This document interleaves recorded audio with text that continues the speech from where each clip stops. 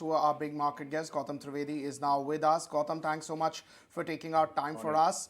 We're running this series that, markets have not done well and markets eventually will do well. So how should one prepare for the next run? So firstly, what are your observations globally and in India? And then we can take it forward as to how should one prepare their portfolio in terms of a strategy going ahead. Sure. Thanks for that, Pankaj. I think the fact is that the rate hike that's come, in fact, I wanted to do this interview today versus yesterday or earlier in the week because I wanted to see what the extent of the rate hike would be by the Federal Reserve. And I think the next question everybody's asking is how much will the RBI also increase rates by? Because that does have this move by the Fed will clearly have an impact on the currency.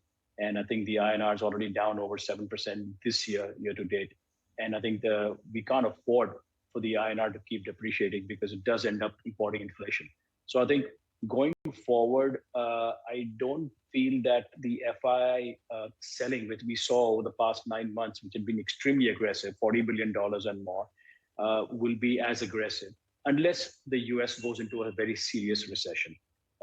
The probability of that right now seems more in the 30 to 40% versus it being a high.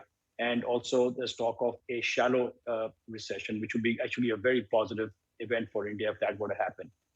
So I think right now it's still a cautious wait and watch. Let's see what the RBI does to help the rupee consolidate at these levels, because if it falls much further, then we've got a real problem in this country with respect to inflation.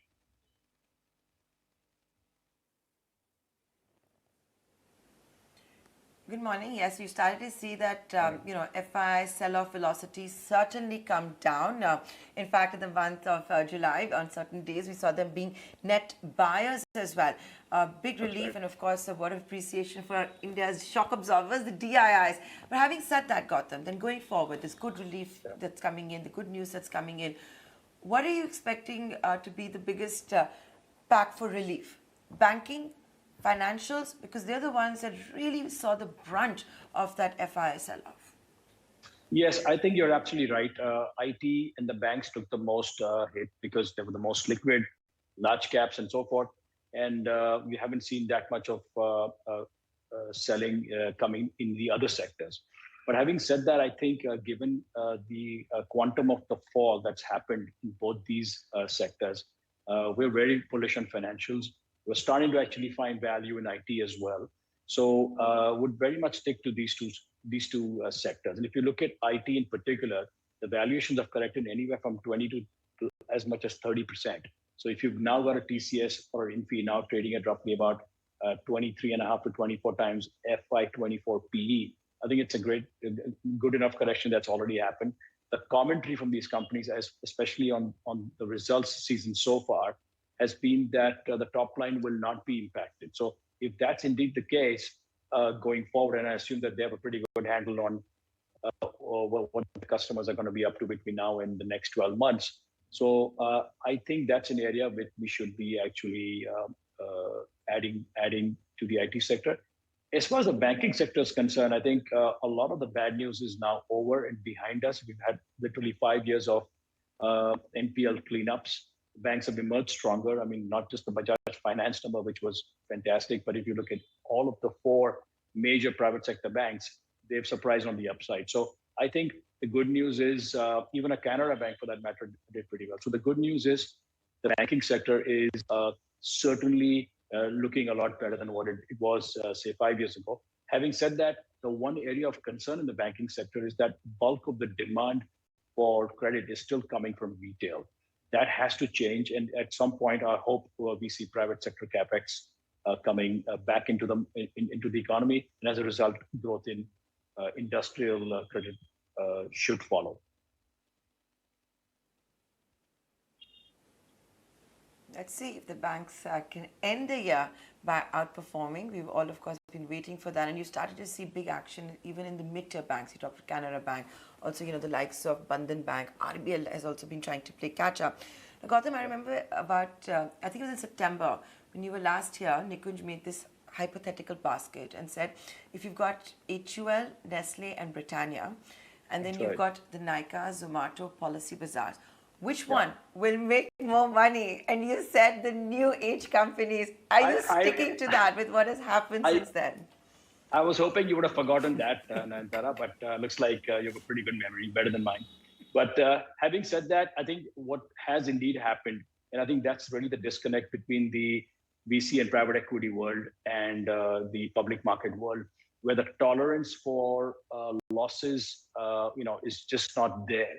And question, people will ask is, if you've got a company which has been, forget about EBITDA being EBITDA positive, but net profit positive for the last 30 years, and you've got a new age tech company which refuses to meet investors, and you can figure out whom I'm talking about, refuses to give any visibility as to when they will turn positive, and then says that we are now more like a private equity fund and we'll be using proceeds of our IPO to make investments in other tech companies. I mean, stuff like that will end up unnerving any public market investor. So that, I think, is the reality check. Not to mention the fact that in the past about 3 months or so, you've seen a huge down round starting to happen in the new tech space. So and we also run a private equity fund, so I see a lot of that starting to happen, where we had a certain number in the month of January in terms of valuation for some of these companies.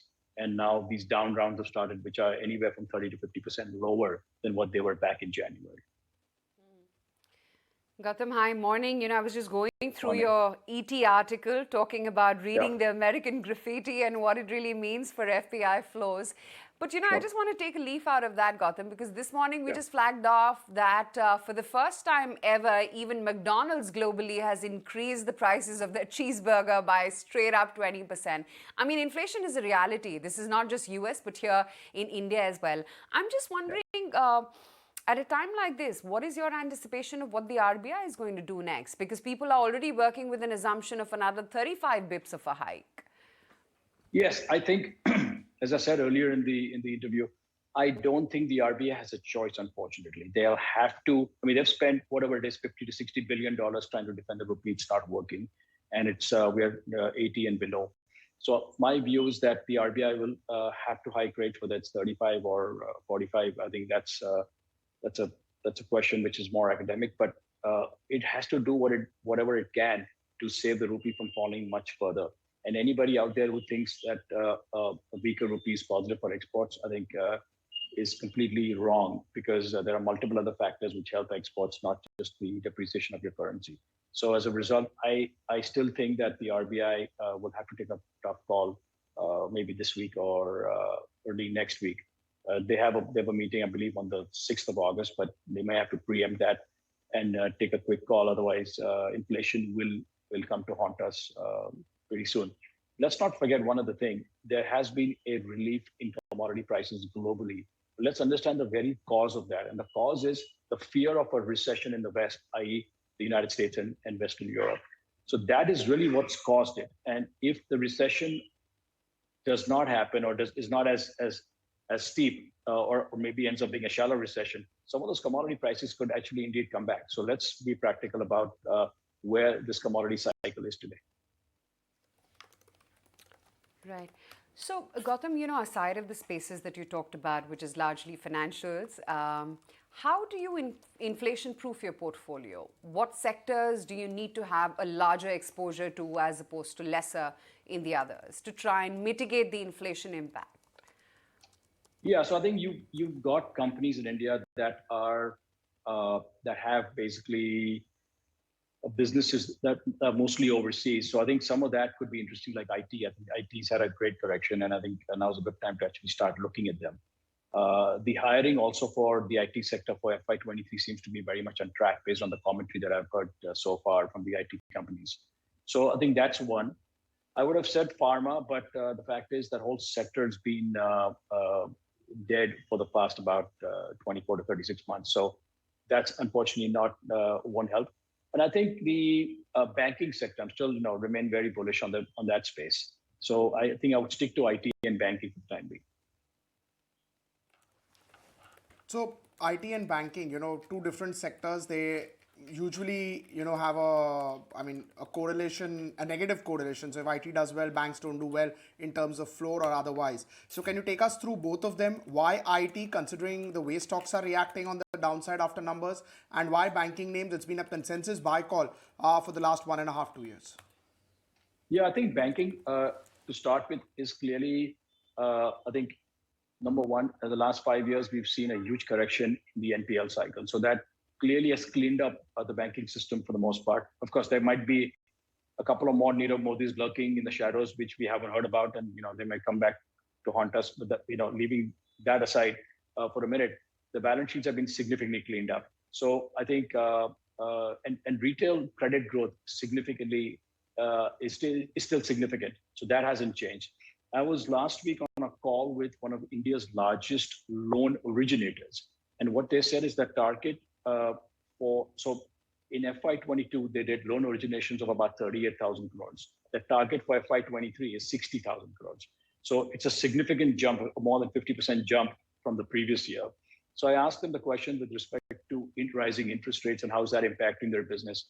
They said almost 2/3 of their origination business is actually home loans. And they said that, well, while home loan rates have gone up 100 basis points to 6.5, from 6.5 to 7.5%, they don't see interest rates impacting demand until it gets to 8.25, 8.5%. And it's not demand destruction, but it'll slow down some of the demand. So even now, we're still at pre-COVID levels in a lot of these verticals in terms of interest rates. So I don't think that's such a bad thing if the RBI were to hike rates by another 35 basis points. I'm not so sure about what you said about the negative correlation between IT and the banking sector. But I think IT has been punished a fair bit, and frankly, valuations are very much attractive at 23 to 24 times FY24 PE. So that's the reason I like both these sectors. All right. You think valuations for a lot of sectors, whether in mid-cap, large-cap space, a lot of company sectors and companies that you just mentioned, you think some of the valuations have become quite attractive because the earnings cut in some of these large-cap IT, large-cap banking names have not been to the, largely to the tune of price fall?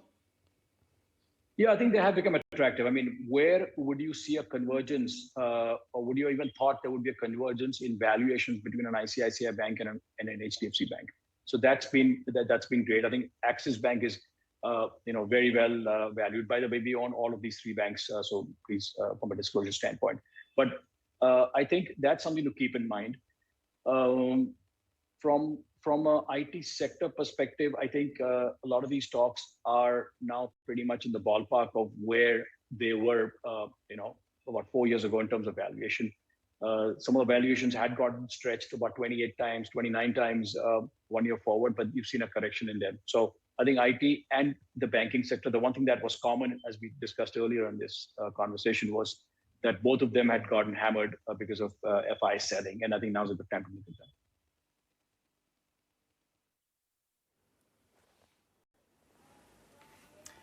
Okay, we've seen the FI selling come off. We've also seen Gautam Trivedi change his views when it comes to the new age companies, disappointed about the lack of disclosures and how the likes of Zomato are not meeting with investors quarter after quarter or even once a year. So watch out for that back, expecting banks to make a comeback and how. Thanks a lot, Gautam, for being